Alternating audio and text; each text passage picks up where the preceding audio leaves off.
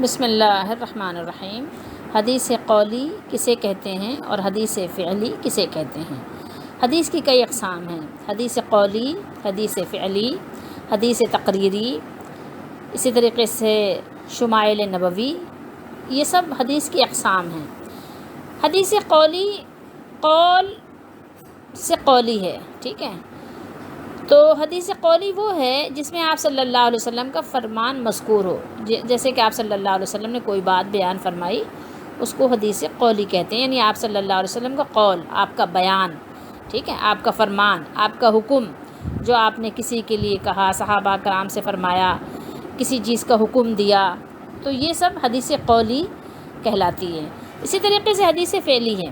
حدیث فعلی، فعلی فعل سے ہے، فاعل لام فعلی، فعلی فعل سے ہے، اور فعل اور عمل دونوں ایک دوسرے کے ہم معنی ہیں، مترادف کہلاتے ہیں۔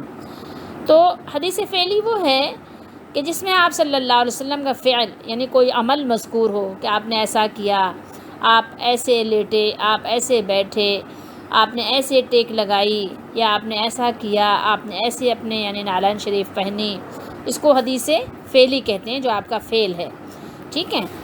اور ان میں کوئی خاص یعنی آپ کہیے کہ فرق نہیں ہے، ایک آپ صلی اللہ علیہ وسلم کا عمل ہے اور ایک آپ صلی اللہ علیہ وسلم کا قول یعنی بیان ہے، ٹھیک ہے۔